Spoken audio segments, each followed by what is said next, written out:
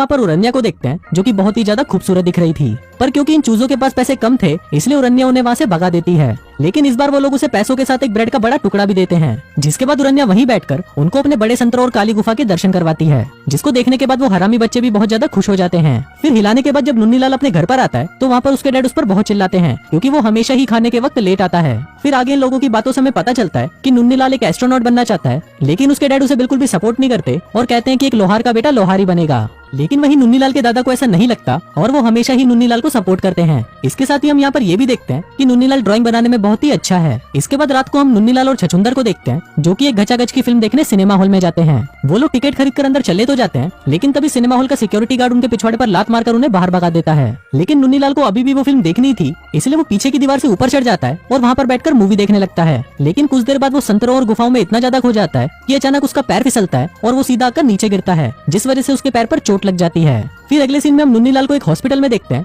जहाँ उसके पैर पर प्लास्टर चढ़ रहा था, क्योंकि गिरने की वजह से उसकी पैर की हड्डी टूट गई थी। आगे उस हॉस्पिटल का डॉक्टर नन्हीलाल को बताता है कि नासा का अपोलो 11 मिशन सक्सेसफुल हो गया है और पहली बार कोई इंसान चांद पर कदम रखने वाला है। अब क्योंकि एक बहुत ही बड़ा इवेंट है, इसलिए इस चीज को टीवी पर भी दिखाया जाएगा। अभी जानकर नन्हीलाल को बहुत बुरा लगता है, क्योंकि उसके गाँव में तो टीवी ही नहीं था और अब उसे भी किसी इंसान को चांद पर उतरते हुए देखना था। फिर अगले दिन हम उरन्या को देखते हैं, जो कि गदर गांडू की दुकान पर कुछ सामान खरीदने आती है। यहाँ पर उरन्या गदर गांडू को अपनी तरफ अट्रैक्ट करने की कोशिश करती है और वो उसमें कामयाब भी हो जाती है। फिर वो गदर गांडू से ऊपर रखी हुई एक कैन उतारने को बोलती है और फिर जब वो उस कैन को उतार रहा होता है, तो उसका ध्यान उरन्या के संतरों पर होने की वजह से वो उस कैन को अपने बाप के सिर के ऊपर गिरा देता है, जिसके बाद उसका बाप उसकी गांड पर लात मारकर उसे भगा देता है। इसके बाद गदर गांडू सभी हरामियों की मीटिंग बुलाकर उनको बताता है कि आज उरन्या उसकी दुकान पर आई और उसके बड़े बड़े संतरों को देखकर उसका छोटा केला खड़ा हो गया। फिर वहाँ पर नन्हीलाल सभी को अपोलो 11 के बारे में बताने लगता है कि इतिहास में पहली बार कोई इंसान चांद पर कदम रखने वाला है। इसलिए उसको लगता है कि जो पैसे हम उरन्या को बजाने के लिए जमा कर रहे हैं, हमें उन पैसों से टीवी खरीदना चाहिए, ताकि हम इंसान को चांद पर उतरते हुए देख सकें। पर इस पर गदर गांडू से बोलता है कि साले चूतिया हो गया है क्या, मुझे ये सब बकचोदी नहीं चाहिए,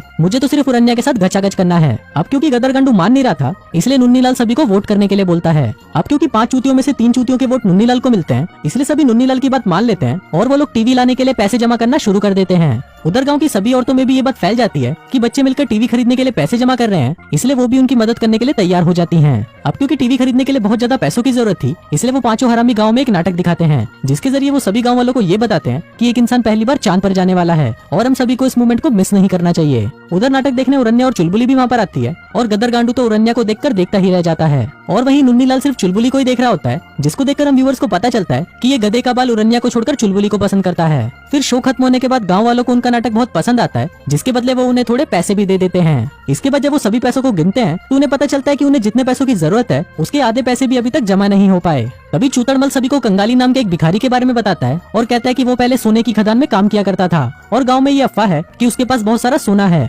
जिसको उसने अपने गधे पर बैठने वाली सीट में छुपा रखा है। अभी सुनकर वो सभी हरामी कंगाली को दबोच लेते हैं और उसके गधे के सामने एक सुंदर सी गधी को लेकर आते हैं, जिसको देखकर गधा उसकी बजाय उसके पीछे चला जाता है और अब इसी मौके का फायदा उठाकर चूतड़मल और उसके दोस्त उस गधे की सीट को चेक करने लगते हैं, लेकिन उन्हें वहाँ पर कोई भी सोना नहीं मिलता, जिस वजह से वो लोग निराश हो जाते हैं। इसके बाद नन्हीलाल कंगाली को उसकी सीट सही करके दे देता है, जिसके बाद से उन दोनों में काफी अच्छी दोस्ती भी हो जाती है।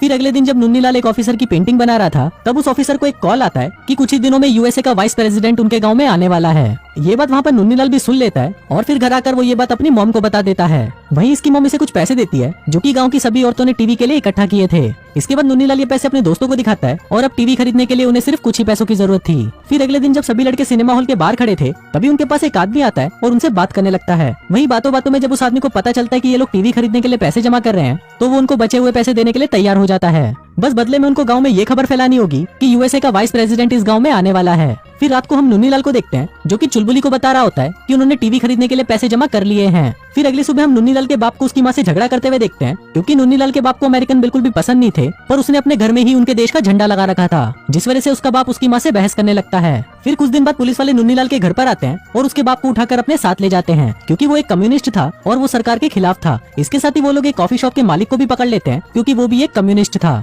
लेकिन ये लोग इस गाँव में काफी सालों से रह रहे थे, इसलिए पुलिस वाले उन दोनों को छोड़ देते हैं। अब इस इंसिडेंट की वजह से नन्हीलाल के डैड काफी बदल जाते हैं और वो नन्हीलाल के एस्ट्रोनॉट बनने के सपने को भी सपोर्ट करने लगते हैं। फिर अगले दिन यूएसए के वाइस प्रेसिडेंट इनके गांव में विजिट करने आते हैं और कुछ देर वहां पर रुकने के बाद वो वहां से चले जाते हैं। इसके बाद नन्हीलाल और उसके दोस्त जब टीवी खरीदने के लिए पैसे चेक करने जाते हैं, तो वहां देखकर उनकी फटकर 464 हो जाती है, क्योंकि जो पैसे उन्होंने जमा करके रखे थे वो सारे पैसे वहां से गायब थे। अब क्योंकि गदर गांडू वहाँ पर नहीं था तो वो लोग समझ जाते हैं कि पैसे उसी बड़वे ने चुराए हैं और वो उरन्या के साथ गचागच मचाने गया है। इसके बाद वो सभी लोग तुरंत उरन्या के घर की तरफ निकल जाते हैं और फिर वहाँ पहुँचने पर सभी लोग देखते हैं कि गदर गांडू उसके घर से बाहर निकल रहा है और उसके चेहरे पर एक अलग ही स्माइल है, जिसको देखकर उसके दोस्त समझ जाते हैं कि आज तो इसने उरन्या की खूब दबा कर ली होगी। इसके बाद उरन्या खुद बाहर आती है और सभी को कहती है कि क्या तुम लोग मेरी लेना नहीं चाहते, जिसको सुनकर सभी हरामी भागते हुए उसके घर के अंदर चले जाते हैं। लेकिन नुन्नीलाल अंदर नहीं जाता और वो निराश होकर वहाँ से वापस चला जाता है। इसके बाद वो वहाँ पर चुलबुली को देखता है जो अपने बॉयफ्रेंड के साथ ये गाँव छोड़कर जा रही होती है। अब ये देखकर नुन्नीलाल और भी ज्यादा दुखी हो जाता है और सोचता है कि जब किस्मत लोड़े लगाती है तो हर तरफ से लगाती है। लेकिन तभी वो वहाँ पर कंगाली को देखता है जो शहर से टीवी लेकर गांव की तरफ आ रहा था, जिसका मतलब उसके पास वो सोना सच में था।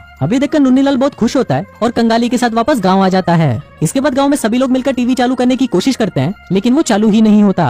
अब ये देखकर नुन्नीलाल फिर से दुखी हो जाता है और सोचने लगता है कि वो मून लैंडिंग कभी भी देख नहीं पाएगा। लेकिन तभी छछूंदर टीवी का एंटीना लेकर आता है जिसको लगाते ही टीवी चालू हो जाता है और फाइनली ये चूतिया लड़का उरन्या जैसी हसीना को छोड़कर ये बोरिंग सी मून लैंडिंग देखकर खुश हो जाता है और इसी के साथ ही ये फिल्म यहीं खत्म हो जाती है।